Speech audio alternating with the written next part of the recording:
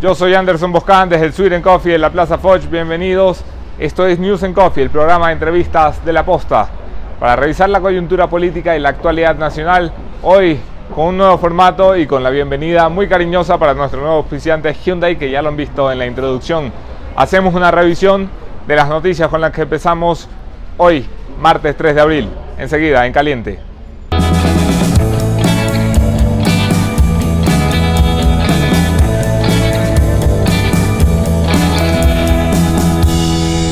El sarampión llega a Ecuador importado desde Venezuela.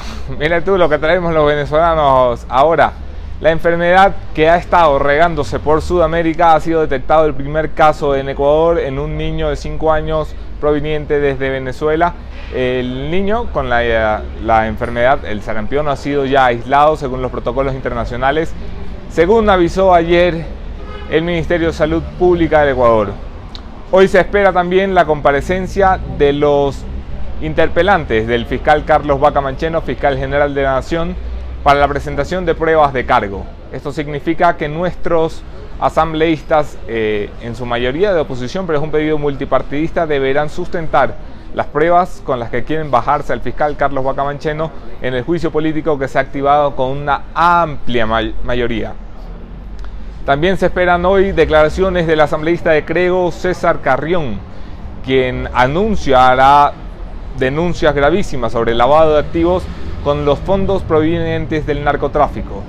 Y aunque estas son noticias que irán sucediendo en el transcurso del día, esta mañana nos levantamos con un poco de pesadez, con la piel erizada, porque se cumple el 8º día del secuestro de nuestros colegas y hemos recibido información desde Colombia. La cadena RCN, Radio Caracol Noticias, hace público el video de prueba de vida de los secuestrados y donde se exigen las condiciones por parte de los secuestradores hacia el gobierno ecuatoriano. Tenemos el video, escuchémoslo. El presidente Lenín Moreno en sus manos es nuestras vidas.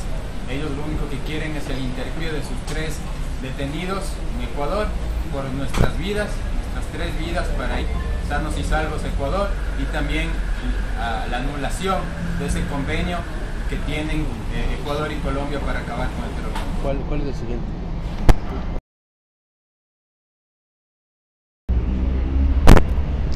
En el último tema, el presidente Lenín Moreno, 10 meses después de haber asumido el gobierno, presenta por fin al país un plan económico, contrario a lo que muchos esperaban, un plan caótico, difuso o que no generara soluciones reales para la economía ecuatoriana. Las primeras reacciones son altamente positivas, aunque muchos lo consideran insuficientes. Pablo Arosemena decía, metafóricamente, se ha puesto una escalera pequeña para salir de un hueco muy grande. Sin embargo, hay voces que son menos críticas y consideran que el plan por lo menos cambia el rumbo, aunque no el modelo. De esto, precisamente, hablaremos hoy en la entrevista con el economista Bernardo Acosta para diseccionar el plan económico de Moreno. ¿El plan Moreno alcanza para salvar a este país? Lo vemos ahora en la entrevista.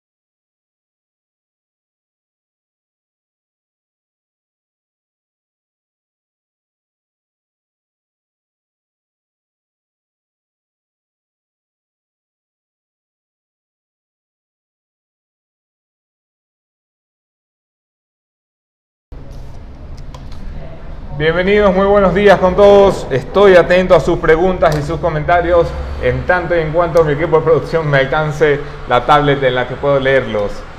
Es un día importante para la nación. Ya anunciaba una noticia bastante conmovedora, la reproducción del video de secuestro de nuestros colegas que lucen encadenados y en 22 segundos le dicen al presidente: en sus manos están nuestras vidas. Las condiciones que se presentan allí, podemos confirmar de forma independiente por parte del equipo periodístico de La Posta, fueron las condiciones de negociación iniciales. Esas han ido variando y las mismas se encuentran bajo reserva por evidentes razones. Sin embargo, esta mañana nos atañe la economía. El presidente Lenín Moreno ha presentado un plan económico en el que se dice hay 4 ejes y 14 puntos. La idea de reunirnos hoy con Bernardo Acosta, una voz autorizadísima para hablar del asunto y tratar de explicarnos a nosotros los mortales por qué estamos tan pobres y si algún día dejaremos de serlo, es diseccionar el plan de Moreno, ver si el país cambia de rumbo o de modelo y sobre todo ver si el plan Moreno alcanza. Bienvenido, Bernardo, qué gusto tenerte. Hola, por acá. Anderson. El gusto es mío, encantado de estar aquí. Fuiste mi segundo invitado en este programa el 17 de octubre de 2017. La primera pregunta que te hice, y me la recordabas ayer, fue ¿por qué estamos tan chidos? ¿Sigues estando tan chido como yo hace 6 meses? Sí, seguimos estando tan chiros y yo creo que vamos a seguir chiros durante los próximos meses o posiblemente años, pero me da la impresión, Anderson, de que el gobierno está viendo alternativas. Y creo que eso es positivo. Está considerando otras opciones para salir de la situación complicada en la que estamos, que creo que es importante que todos sepamos. Esto es consecuencia de los excesos que se cometieron durante el correísmo. El presidente Moreno heredó esta situación de desequilibrios en economía, un Estado absolutamente sobredimensionado, que no se puede mantener con los ingresos que tiene el sector público, y una economía en estancamiento. Creo que la labor del presidente Moreno va a ser tratar de equilibrar la economía y reanimar la actividad productiva, y me parece que el programa sí apunta en esa dirección. Vamos a eso, en una línea, tu reacción al programa de Moreno. ¿Bueno, malo, alcanza o no alcanza? Superó mis expectativas. La verdad, me parece que están considerando algunas alternativas interesantes y no están insistiendo en las clásicas medidas que se insistían durante el correísmo, con excepciones como lo de los aranceles. Pero creo que hay una visión distinta. Esa visión distinta me parece que da un mensaje positivo. ¿Esa visión distinta es de izquierda, de centro izquierda, de centro derecha, o el presidente se vuelca a la derecha? Yo quisiera no ponerle color de momento. Ya voy a responder tu pregunta. Lo que creo que es importante en este momento es identificar con claridad los problemas que hay en la economía y hablar sobre las soluciones de esos problemas. Que tenemos un Estado que es absolutamente sobredimensionado, cuyos ingresos no son suficientes para mantener los gastos, es un problema y es una realidad. ¿Cómo hacemos para reducir el tamaño del Estado de manera que los ingresos nos alcancen? Creo que es la pregunta que debemos respondernos, y el gobierno se ha planteado una respuesta, que es, por ejemplo, reducir, voy a leer literalmente lo que dice, le tengo escrito. He dispuesto, dijo el presidente, la reducción de 1.000 millones en los presupuestos anuales de las instituciones de la función ejecutiva. Este es un anuncio. Vamos a ir eje por eje para que esto no se nos desordene. Sí, pero solo termino la idea nada más. Por ejemplo, hay este problema real, que tienes un Estado absolutamente sobredimensionado donde los gastos exceden los ingresos. Más allá de ser de derecha o de izquierda, lo que sea, tienes que resolver este problema de un Estado sobredimensionado, y creo que el gobierno está procurando atacar ese problema, no se está haciendo el loco con el problema. Vamos a eso. El primer eje, ya lo has traído a la mesa, es la estabilidad, lo que el presidente llama, que me ha gustado mucho esta figura, el equilibrio fiscal. Una de las denuncias tantas veces vociferadas desde la opinión pública, los economistas, los académicos, los periodistas, todo el mundo le decían: mira, es que tu Estado es gordo, ponlo a dieta. El presidente dice: vamos a ponerlo a dieta. Habrá una reducción de 1.000 millones de dólares, como ya lo anunciabas. Lo que no nos han dicho es de dónde van a salir esos 1.000 millones. De acuerdo. Que es donde está la diferencia entre la izquierda, la derecha, el centro y la centroizquierda, y todo lo que nos pueda importar en colores políticos. ¿De dónde deberían salir esos 1.000 millones? A mí me parece que lo fundamental aquí, que no aclara el programa. La gran interrogante del programa es el cómo lo vas a hacer. Digo yo, lo que no aclara el programa y que debiera aclarar, o que nos debieran aclarar en los próximos días con intervenciones de la ministra de Finanzas, del mismo gobierno y demás, es cuáles van a ser las prioridades. Yo supongo que todos vamos a estar de acuerdo que la prioridad debe ser mantener los beneficios sociales a las personas de menores recursos y más marginadas. Y me imagino que la gran mayoría de la sociedad va a estar de acuerdo con esta idea. Pero luego, claro, hay una clase media alta, grande, hay un sector productivo que ha sufrido los embates de la contracción económica, que también va a jalar para su lado seguramente, y siempre hay intereses en la economía. Y yo creo que dentro de un programa de ajuste económico es inevitable que todo el mundo entre en un proceso de pugna de que le quiten el café a Anderson, pero que no me quiten mi café, porque mi café no, es mi café, yo no quiero ceder mi café. Yendo a lo práctico, Bernardo, ¿se pueden recortar 1.000 millones sin tocar salud, educación y seguridad? Yo creo que sí. Es un Estado absolutamente sobredimensionado en una cantidad de temas. Lo que sí, no se puede recortar 1.000 millones sin que haya un costo político. El gobierno tiene que estar dispuesto a asumir un costo político, entiéndase, a perder números, a perder popularidad, a aceptación. Y eso siempre es difícil, porque los políticos están para... Es un gobierno que ha perdido, revisaba ayer números de ese dato que publicaremos ahora en La Posta, 16 puntos en 10 meses. Ha caído del 76%, una cifra histórica, al 60 punto algo por ciento. Y es probable que siga más. Sí, le va a tocar más. Y tiene que estar dispuesto. No tiene que sorprenderse el gobierno si es que caen sus números. Tiene que estar dispuesto a perder números.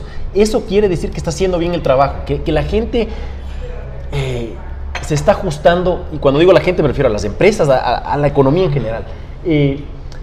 A nadie nos gusta que te digan, mira, Anderson, ahora ya no vas a tener desayuno, almuerzo y cena. En tu caso solo va a ser desayuno y almuerzo. La cena olvídate porque estás con un poco de sobrepeso.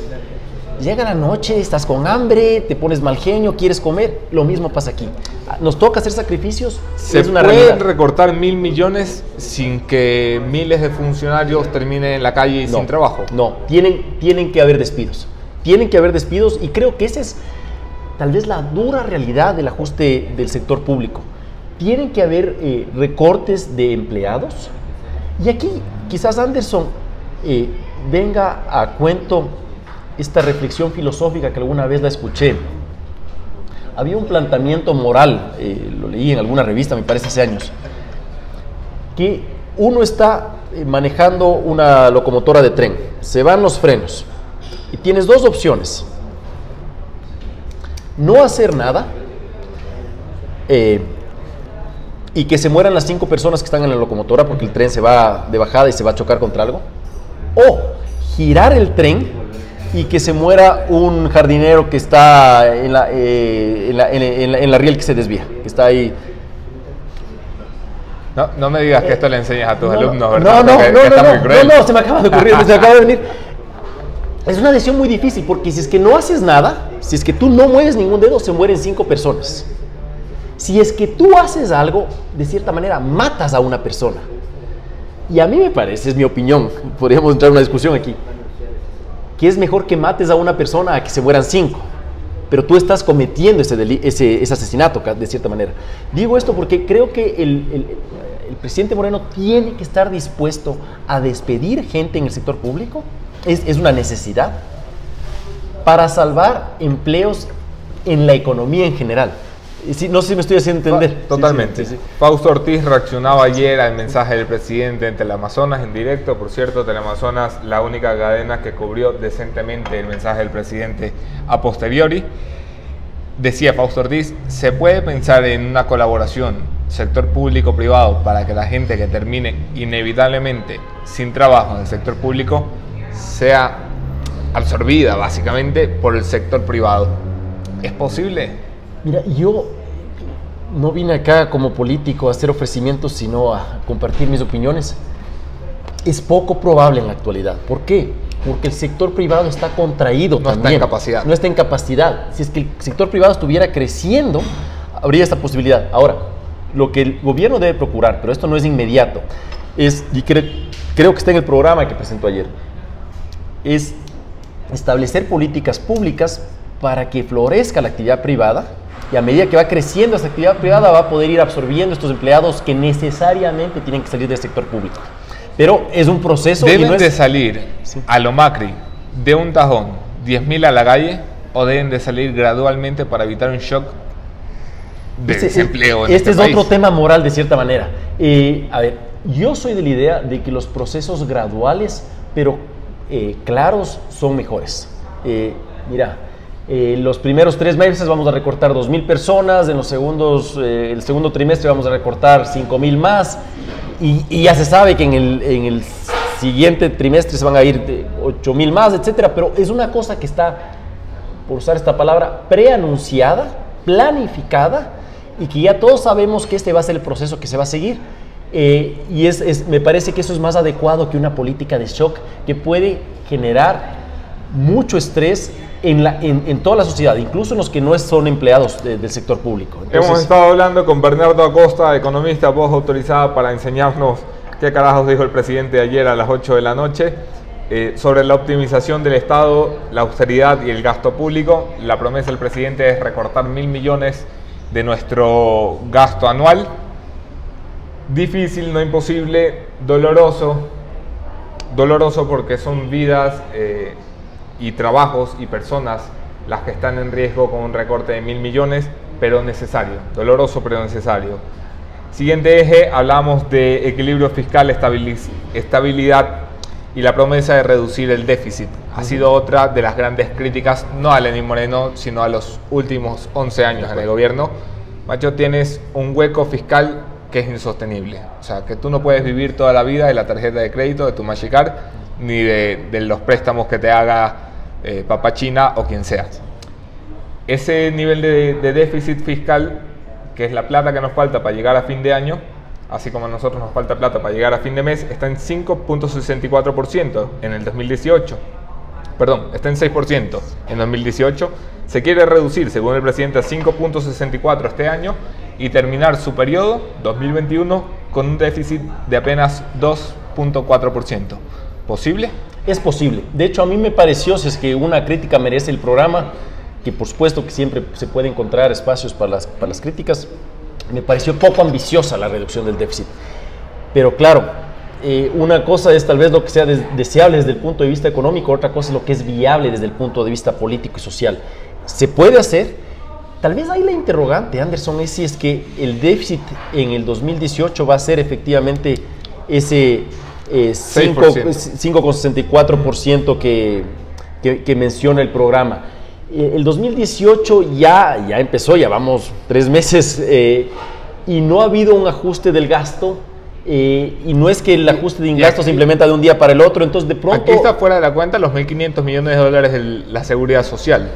Sí, está fuera, deberá reconocerse. Sí, está fuera eso y no están contemplados algunos pagos que el Estado tiene que hacer por estos laudos y estos fallos que han surgido. Entonces, ¿es responsable dejarlos fuera, Bernardo? No, yo sí soy creyente de que mientras más transparencia haya en los datos de la economía y transparencia en general en el manejo de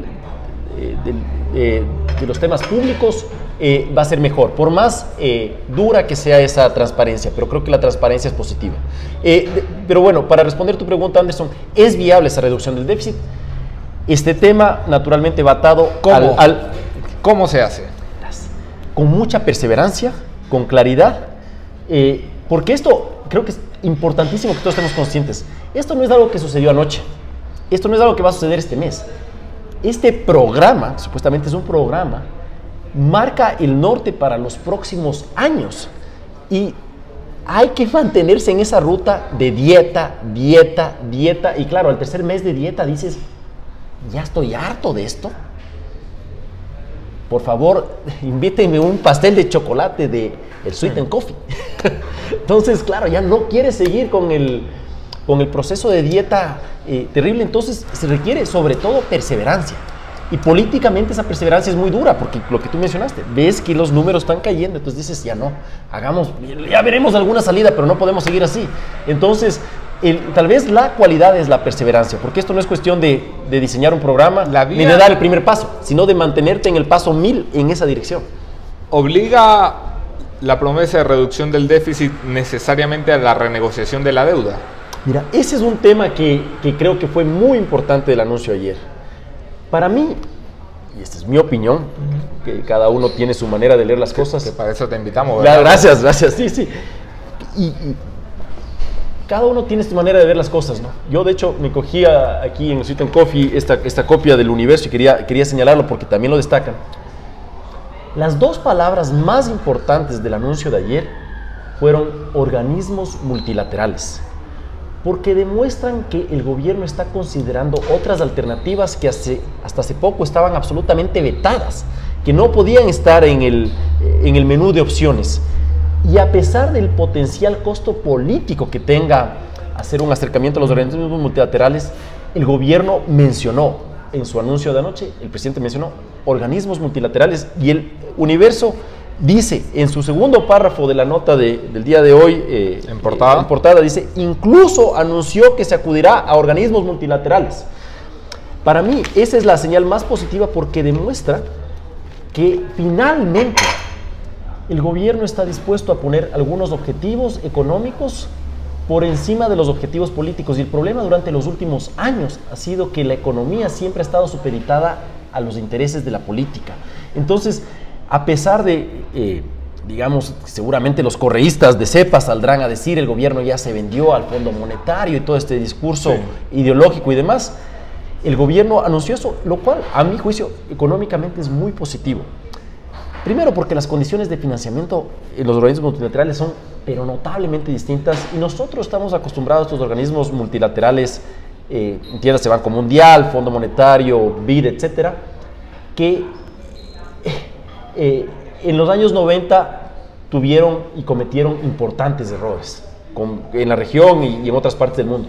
Esos organismos se han transformado y en la actualidad nos pueden otorgar créditos a plazos mucho más largos, en tasas bajas y con un programa que nosotros proponemos. Nosotros vamos allá y decimos, mire, este es nuestro programa, queremos que nos preste esta plata. Y claro, un crédito al 1,5%, al 2%, no es comparable por donde le veas con las preventas anticipadas con la China. Evidentemente. Entonces, a mí me parece no solo positivo desde el punto de vista crediticio, sino de la señal que se envía. ¿Saben qué? Estamos evaluando otras alternativas. Para darte un ejemplo, Anderson, hay estas parejas, todos tenemos un amigo o una amiga que está en esta relación conflictiva con su pareja, expareja, y no piensa en nadie más, solo piensa y vuelve, se pelea, vuelve y solo está pensando en esta persona. Finalmente el gobierno que estaba enfrascado en estos temas levanta a ver y dice, puede ser que haya alguien más. Creo que hay otras alternativas. Me parece muy positivo que se haya considerado eso, a pesar de los posibles costos políticos. Y me imagino que las discusiones al interior del gobierno, para poner esas dos palabras, organismos multilaterales, deben haber sido intensas. Y me parece bueno que se estén considerando esas opciones. Puntos suspensivos para leer comentarios de la audiencia. Leo Guerrero, está con hambre el pan economista. Producción, atiéndanlo, por favor. Un cafecito para el economista Costa. Sí, son tan amables. Había una pregunta interesantísima. ¿Cuándo será el momento de sincerar los subsidios al combustible, economista? Yo creo que este no es el momento de hacer grandes cambios en estos temas. A ver, por un lado, el gobierno tiene que estar dispuesto a asumir unos costos políticos, como ya ha anunciado, y el subsidio al gas significaría un enorme costo político y no significan tantos egresos para el sector público. Entonces, por el momento no creo que hay que cambiar esas cosas dramáticamente.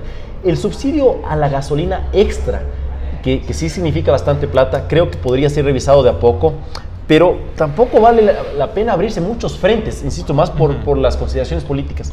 Y el subsidio al diésel, que significa bastante plata para el sector público, tiene un costo en la producción. Y uno de los problemas que hay en el país es que la estructura de costos se elevó y se volvió un país caro para producir. Entonces, tendría también efectos negativos en la parte de logística y de producción, en el transporte. Entonces, yo creo que no es el momento de revisar el subsidio al diésel. De pronto, el subsidio al extra, a la gasolina extra es el único que se me ocurre que podría revisarse, pero de gana te abres tantos frentes a la vez. No creo que es el momento. El gobierno está haciendo algunos esfuerzos. Creo que el recorte del sector público va a ser fuerte para todos, y entiéndase para todos, no solo para los empleados, porque finalmente esos empleados van a consumir menos y eso va a afectar a los comercios, va a distintas actividades. Es una cadena. Y es una cadena, y además es una cadena en la que también se contagian las emociones. O sea, si es que uno pierde su empleo, o tu hermano, o tu primo, o tu padre, o tu tío pierde el empleo, te afecta, sí. Entonces creo que hay que estar dispuestos. Zoraida Pozo, se debería reducir la cantidad de cargos públicos de alto mando y la cantidad de asesores. Precisamente Zoraida ha sido uno de los anuncios del presidente, uno de los anuncios positivos. En la última revisión que la Posta hizo a la cantidad de asesores en el gobierno nacional, estos eran superiores a los que tenía la ya astronómica cifra de 584 del expresidente Rafael Correa, el gobierno de Lenín Moreno, por poco, pero superaba a su antecesor luego de haber anunciado a este país un mecanismo de austeridad. El presidente ha anunciado anoche, que los asesores se reducirán por lo menos a la mitad y que habrá fusiones de ministerios, de carteras que ahora funcionan por separada y duplican o triplican el gasto público, eliminación de otros ministerios y secretarías, como se anuncia ya la eliminación de la Secretaría de la Política, que es básicamente darle un ministerio al partido de gobierno. Tercer y cuarto eje, Bernardo Acosta. El tercer eje es la sostenibilidad de la dolarización y un equilibrio en el sector externo. Y el cuarto eje es la reactivación productiva fortaleciendo el sector privado. Los doy juntos porque básicamente van de la mano. El gobierno vuelve a entender que el sector privado es el generador y el motor de la economía en un país como Ecuador, donde se generan 9 de cada 10 empleos allí, en el sector privado, que hay que volver la mirada a quienes producen, exportan y traen dólares a esta economía. Valoración sobre eso. Empiezo por lo bueno. La eliminación del anticipo del impuesto a la renta, el cual genera muchísimos más perjuicios que beneficios, da muestras de sensatez. Muy positivo y creo que va a ayudar a la actividad privada. Sobre todo a las empresas pequeñas o las empresas que están enfrentando problemas en este momento de contracción. Me parece muy positivo también que el gobierno haya admitido en este programa que el problema no se ciñe exclusivamente a la parte fiscal, sino también a la parte productiva. Y habló, por ejemplo, de reincorporar este concepto de responsabilidad limitada para los accionistas. Lo que ocurre ahora es que ¿qué es eso? Tú inviertes $500 en una empresa como accionista. Resulta, o sea, yo no, porque me hacen falta 500 que si lo tienen en la empresa. Perfecto. Inviertes $500 en una empresa, resulta que los administradores cometen un error, quiebra la empresa y luego tú eres responsable por todo tu patrimonio por haber invertido $500 en la empresa. No eres responsable de los $500 que invertiste. Te pueden expropiar la casa, te pueden... Entonces, eso disuade la inversión, el apetito por el riesgo. Porque no es que pierdes lo que pones, puedes perder más al infinito, digamos. Sí. Entonces, o sea, que ya es un riesgo invertir, claro, y ahora la convierte en un riesgo exponencial. La idea es, si tú pones 500, estás dispuesto a perder 500, pues estás dispuesto a ganar mucho más, por supuesto, pero máximo, es como es el casino, máximo pierdes lo que pusiste. El problema es que estas leyes te hicieron responsable con todo, carro, casa, esposa, familia, hijos, todo tenías que entregar porque algo le fue mal a la empresa. Entonces, si había que entregar a la suegra, sí, avísame, porque a lo mejor ni me apunto. Claro. No, mentira, el hecho, amor, si me está mirando, que seguro que sí, que me perdone. El hecho es que se incorpora, se restablece este concepto de responsabilidad limitada, que me parece que es bueno para fomentar la inversión. Se habla de fortalecer el mercado de valores y la apertura de capitales. Del solo hecho de que se mencione el mercado de valores me da la impresión que se están considerando nuevas alternativas. Se menciona tímidamente la posibilidad de reducir el impuesto a la salida de divisas. Eso creo que es una oportunidad perdida en el programa. Se menciona que se van a evaluar nuevas modalidades de contratación en el mercado laboral. Creo que es también una demostración de que se están considerando las necesidades del sector productivo y los requerimientos que hay en distintos sectores. Los requerimientos que hay en el sector de pesca o en determinadas áreas agrícolas no son iguales a los requerimientos que hay en una industria normal. Entonces, creo que ahí esas adaptaciones están considerándose. Se habla también del interés que tiene el gobierno de atraer banca internacional para fomentar el crédito productivo. Creo que es muy, muy importante. Aquí nuevamente la pregunta está en el cómo. ¿Cómo vas a hacer con las regulaciones que existen actualmente para atraer esa banca internacional? Pero creo que la mención de estos temas permite ver que el gobierno está viendo que es necesario fomentar la actividad productiva. Y hay una serie de anuncios de beneficios de que si es que hay nuevas inversiones bajo determinadas condiciones, va a haber unas rebajas tributarias para esas inversiones. Creo que todos estos temas señalan que hay un interés del gobierno por fomentar la actividad productiva privada, que es necesario para que sea viable la reducción del sector público, de manera que el sector privado pueda ir ocupando esos espacios. Estos son los 4 grandes ejes que ha planteado el presidente. Vamos a las 14 medidas concretas, con respuestas tremendamente concretas, Bernardo, para que nos alcance el tiempo y no dejar nada por fuera. Medida 1, recaudar 810 millones de dólares hasta el 2021 gracias a controles de defraudación fiscal. Generar 1.037 millones de dólares a través de la racionalización de 5 beneficios tributarios, incremento temporal de aranceles hasta el techo permitido por la OMC, Organización Mundial del Comercio. Mala señal. El incremento de aranceles tiene un tufo a correísmo. Además, el problema de la economía, a medida que se reduzca el gasto público, no va a ser que va a haber muchas importaciones, porque cuando hay menos gasto público, hay menos consumo en la economía y naturalmente, casi como gravedad, como efecto de gravedad, van a caer las importaciones. Esta es una medida fiscalista, es un impuesto, pero que no tiene que pasar por la Asamblea. Es una manera de recaudar más plata, pero si quieren, para mí, fue lo malo del programa, este anuncio de los aranceles, y también la eliminación de exoneraciones no me parece una mala idea, porque es a los que más ingresos tienen, pero con el engaño de que dicen que no van a subir impuestos. La eliminación de exoneraciones, en definitiva, es un incremento impositivo. Bueno, pero a la final le pedimos mucho al gobierno, apriétate el cinturón, pero suéltanoslo a nosotros. O sea, alguien tendrá que empezar a pagar las facturas, ¿no? Sí, yo me refiero más que nada al discurso, porque el gobierno dice, no vamos a subir impuestos. Repito, dijo el presidente, no vamos a subir impuestos. Y acto seguido, lo que hizo fue, en cierta manera, subir impuestos. ¿Tú vas a pagar más impuestos? Sí, yo no estoy en contra de que haya incrementos impositivos. Creo que es necesario en las condiciones, lo que tú dices, todos tenemos que hacer algún esfuerzo. Estoy en contra del discurso, de cómo lo ha planteado el gobierno. Lo que sí hay que reconocer del gobierno es que se esperaba que podía venir con modificaciones tributarias, que ya nos llevarían a la 24ª modificación tributaria en 11 años. Eso no ha sucedido en teoría. No, en teoría no, porque para que haya incrementos arancelarios, solo tiene que haber un decreto, no tiene que haber una reforma tributaria en la Asamblea, de manera que no va a haber ese cambio, digamos, contablemente no va a haber una reforma tributaria. Segunda medida, remisión tributaria, que no sé por qué no le llama amnistía tributaria. Sí, de hecho, en mi programa le llaman revisión, y también se usaba el concepto de revisión. Es exactamente lo que se aplicó hace un par de años. A mí no me genera mucho entusiasmo, más bien me dejó un sabor medio amargo. La última vez volvieron 1.000 millones de dólares de la economía con esto. Y esta habla de 1.000 y pico también. Aquí está el dato, perdón. Bueno, se me escapa en este momento, pero aquí está la amnistía.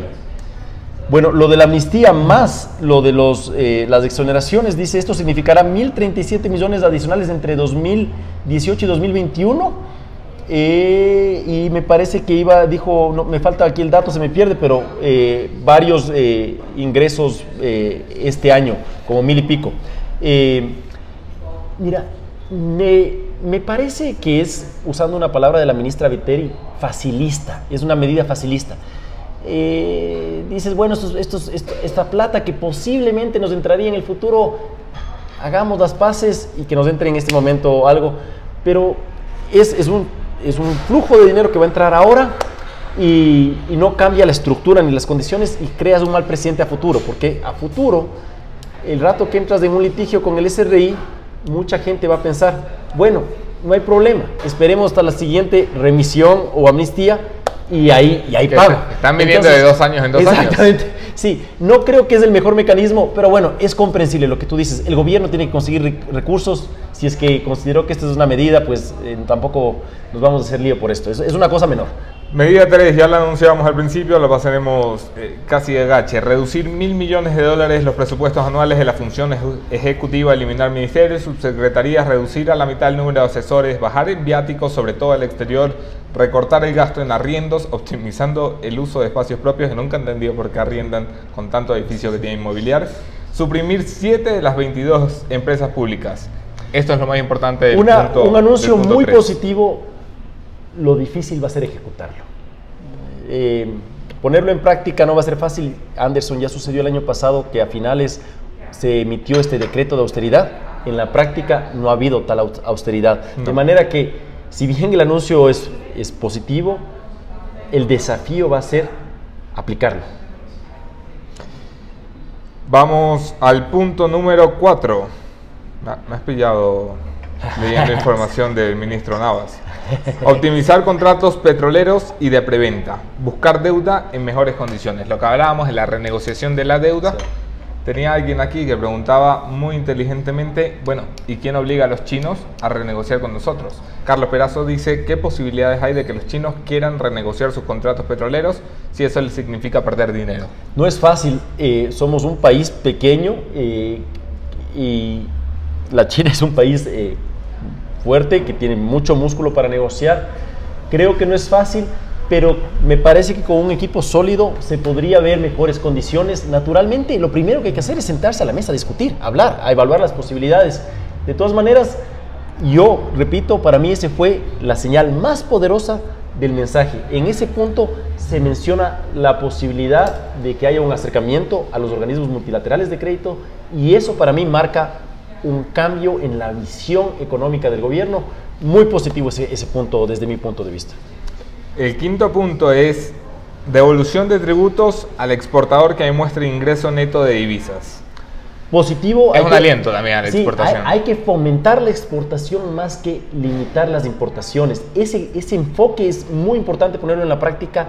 Ya ha pasado en este gobierno y en el anterior que se pusieron estas medidas en el papel, pero no se las aplicaron en la práctica. De hecho, el gobierno debe una parte del drawback que ofreció a los exportadores, que no lo ha cumplido todavía, pero creo que es un mensaje positivo. Vean, lo que necesitamos es que manden productos al extranjero y traigan divisas al Ecuador, y es bueno alentar esto. Medida 6. Incentivos tributarios del impuesto a la renta e impuesto de salida de divisas para nuevas inversiones que se lleven a cabo entre el 18 y el 19. En el caso de las inversiones que no involucren las áreas estratégicas, estarán exoneradas del ISD después de 5 años de permanencia en el país. Positiva. ¿Suficientemente atractivo? Es atractivo. Aquí yo tengo un comentario, si es que yo estuviera escuchando diría que se calle ese tipo. Es un comentario marginal. Es una buena medida para atraer inversiones. No sé si es que sea suficientemente atractivo porque los inversionistas no solo vienen por rebajas tributarias, vienen por todo un ambiente, por todo un entorno. Si es que uno ve que en el gobierno hay una cantidad de corruptos, dice, ese país mejor yo no me meto porque no es la manera en la que yo veo. Que no es el caso, que aquí corruptos muy poquitos.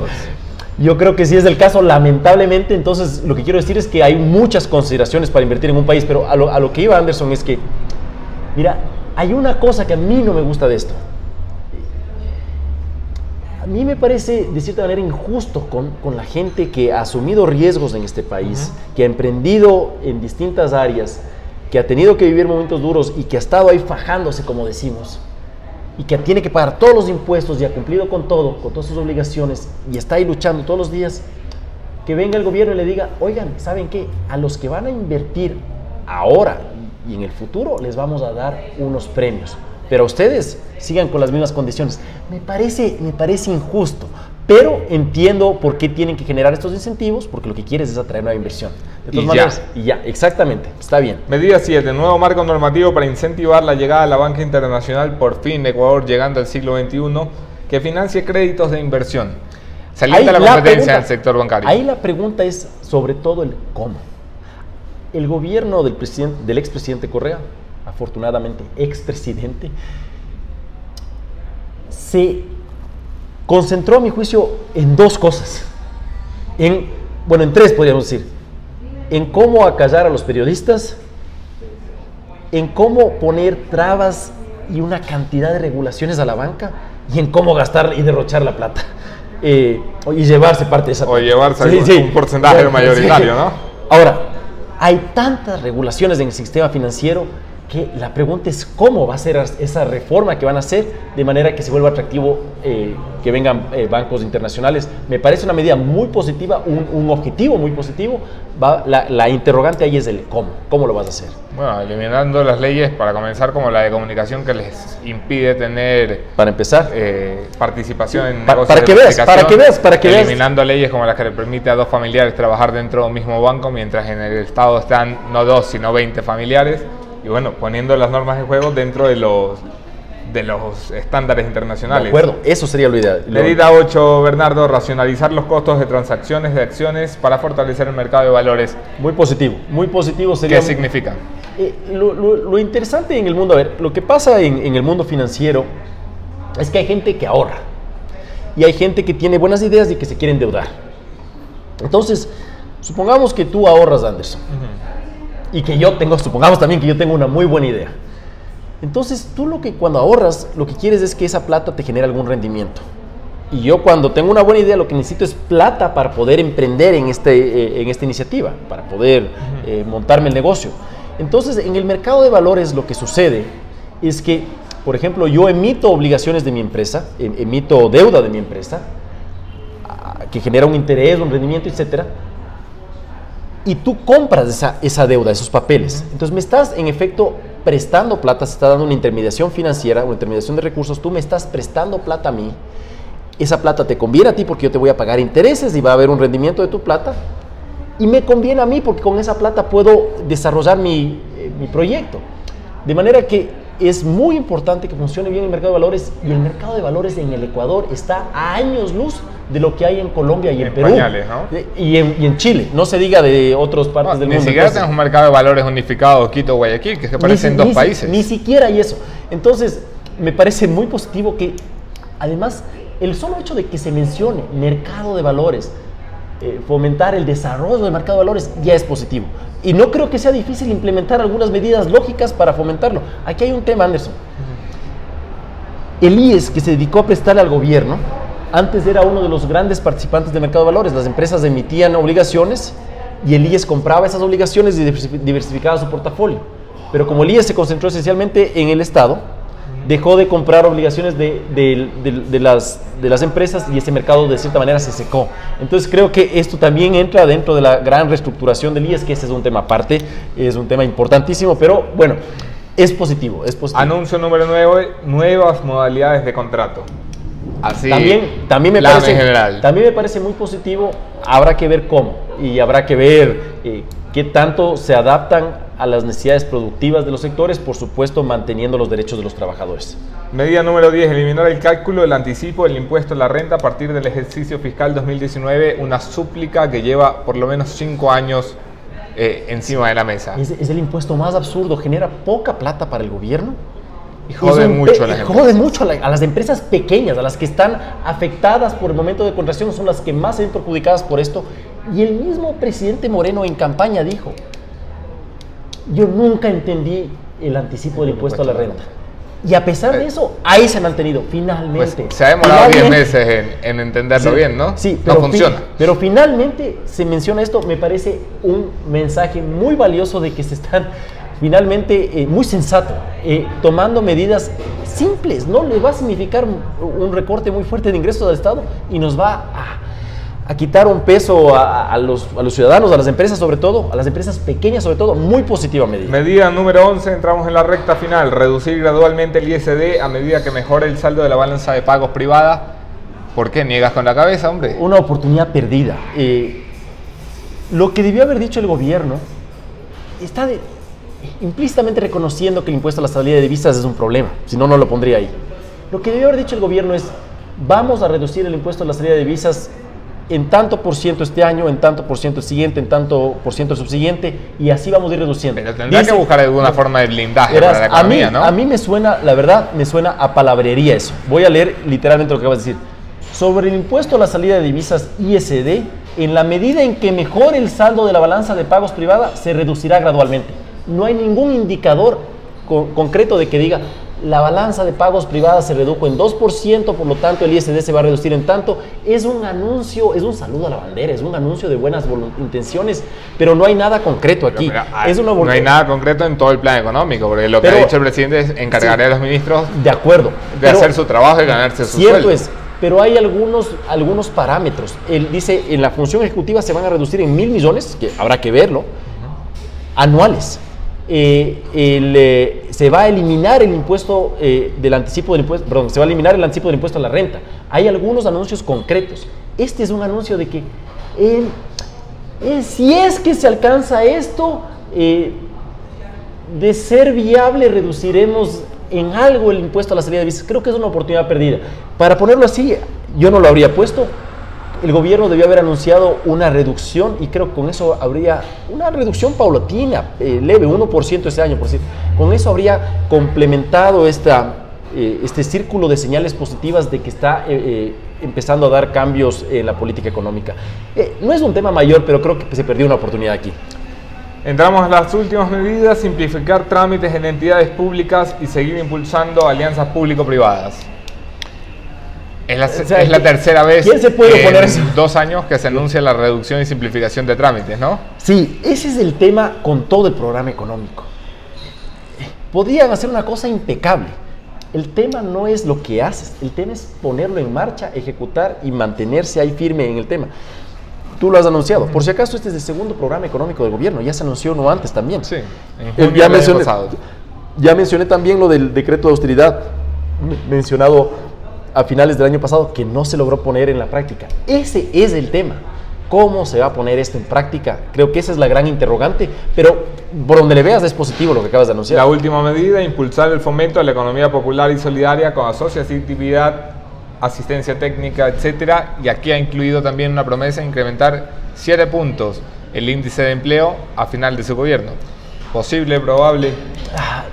Yo la verdad no le veo tan viable, salvo que la actividad privada en el país empieza a desarrollarse, que como tú dijiste, el gran empleador de este país es el sector privado.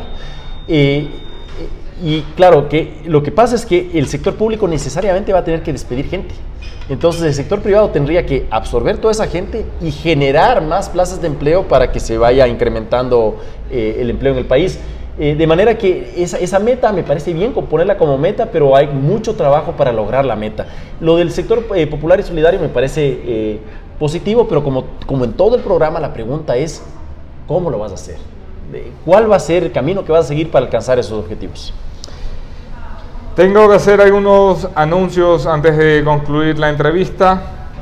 Primero que nada, declaraciones del ministro César Navas a la entrada al ECO 911 con familiares de los colegas secuestrados. Navas dijo que es una pena que se haya filtrado ese video porque es parte del proceso técnico que se está llevando, se refiere a la negociación. Conocían de esos pedidos desde casi el comienzo, como lo había anunciado en el inicio de esta entrevista, fueron las condiciones iniciales. Estas se han modificado en 2 ocasiones durante el proceso de negociación, llegando a un proceso de negociación que toma rumbo, lento pero seguro, y esperemos que traiga de vuelta a nuestros colegas. Como lo había anunciado ayer, este cartel es más que un cartel, es un recordatorio, es un mensaje que no importa el tema que tratemos en esta entrevista, la prioridad para nosotros sigue siendo que nos devuelvan a nuestros colegas y que los queremos de vuelta ya. Todavía nos faltan 3. Tengo declaraciones también desde Cancillería. Había comentado por fuentes colombianas que la filtración del video provenía del sector colombiano, de autoridades colombianas en este caso. Mis colegas de RCN han confirmado que no se trata de fuentes militares como la vez anterior, en los que yo acusaba directamente al comandante del ejército Alberto Mejía de Colombia de haber filtrado información que puso en riesgo la vida de nuestros colegas y compatriotas. Entiendo que Defensa e Interior han puesto una queja formal ante Cancillería para que la traslade al gobierno colombiano. Cancillería me hace llegar un comunicado: estamos al frente del asunto del secuestro. No estamos al frente del asunto del secuestro, esto está en manos de Interior. Sí, la negociación y todo lo demás está en manos de Interior. Los reclamos de país a país se deben manejar a través de Cancillería. Canciller, por favor, despierte.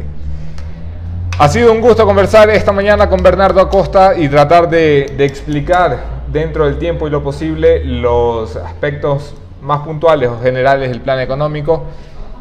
Tengo pendiente nada más ponerte 3 comentarios delante de la mesa, Bernardo. Son 3 reacciones al plan económico del presidente Lenín Moreno anunciado anoche. 3 reacciones que se apartan de la mayoría. La mayoría de reacciones ayer apuntaba a que era una buena señal la emitida por el presidente Moreno, no completa ni deseable, pero lo deseable es enemigo de lo bueno. Sí, así es.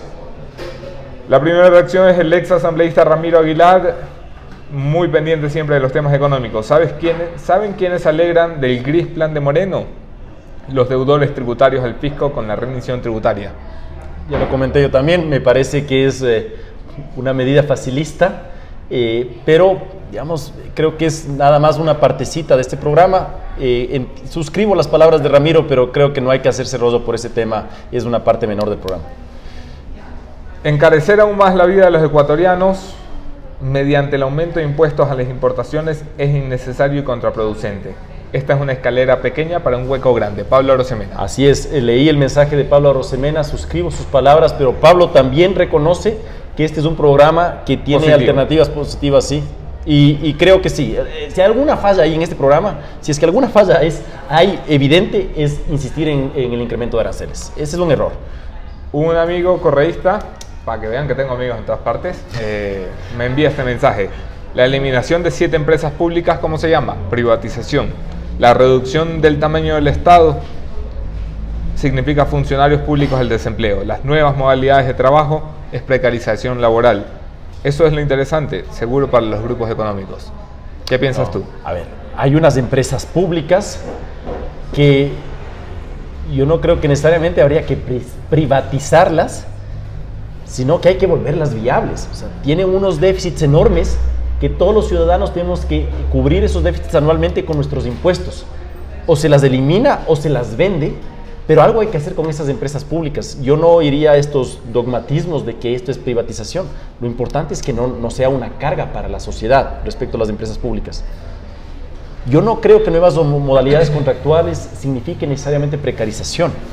Si es que yo quiero trabajar en una empresa de flores y solo me van a contratar en la etapa en la que hay más demanda de trabajadores, pues qué bueno que me contraten. Pero si es que el contrato no permite que me contraten, porque no hay esta modalidad contractual, pues perdemos la empresa de flores y pierdo yo porque no hay la posibilidad de que me contraten durante un periodo de tiempo.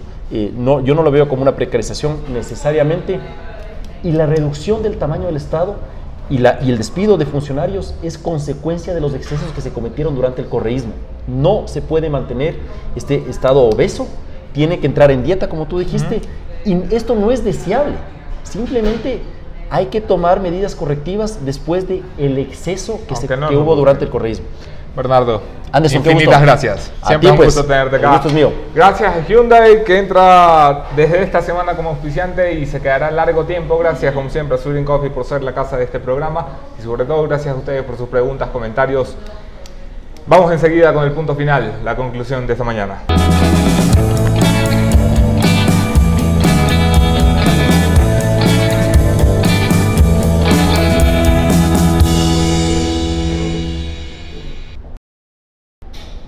El anuncio del presidente Lenín Moreno llega tarde, pero no deja de ser una señal positiva y alentadora. Sabemos ya que tenemos que pagar la cuenta. Somos nosotros los que la pagamos a la final. Nosotros, los que ponemos trabajo, los que trabajamos, los que invertimos, los que mantenemos funcionando este país. Y si nosotros pagamos las cuentas y el gobierno paga los esfuerzos también, alguien tiene que pagar las consecuencias. Me refiero a que el gobierno nos ha dicho dónde está el problema y ahora nos apunta o nos quiere apuntar dónde están las soluciones. Falta que nos diga dónde están los culpables, porque ha habido gente que nos ha llevado a un hueco en el que no deberíamos estar, porque ha habido gente que nos ha llevado a una crisis en la que no deberíamos estar. Esa gente debe ser judicializada en la medida de lo posible. Presidente, dé un paso más allá. No haga que los ciudadanos paguen las facturas sin que otros paguen y asuman las consecuencias de sus actos nefastos. Muchos reclaman ahora que el dinero tiene que ser rescatado de la corrupción. Sí, es cierto, más de 35.000 millones calculaba la Comisión Cívica Nacional Anticorrupción. Ese no es un pedido ni una exigencia que se le deba hacer en un Estado de Derecho al presidente de la República. Hay que hacérselo a la justicia, hay que hacérselo a la fiscalía, que no funcionan ni trabajan el señor Yark y el señor Carlos Bacamancheno, pues a cambiarlos, a enjuiciarlos políticamente o a hacer lo que sea para que eso funcione. Que el programa acaba con las taras, es cierto. Acabe también con los tarados, acabe con los rezagos del correísmo que siguen inmersos en su gobierno. Dele acompañamiento a la ministra María Elsa Viteri, que de momento se estrena y se estrena bien. No suficiente ni perfecto, pero ya lo decía, lo deseable es enemigo de lo bueno. Y finalmente, el gobierno nacional y el Poder Ejecutivo ha decidido hacer ya un recorte de $1.000 millones anuales en el presupuesto que manejan. Pídale también como se lo ha pedido, pero exíjales también como presidente de partido de algunas de las funciones que controlan, que las demás funciones se pongan al día. Esto no se trata de que el gobierno haga el esfuerzo y los ciudadanos hagan el esfuerzo, que el Estado y el país hagan un esfuerzo conjunto. ¿Cuánto va a reducir el poder legislativo? ¿Cuánto va a reducir el poder judicial? Lo queremos ver, estamos pendientes. Yo soy Anderson Boscante, de Coffee de la Plaza Foch.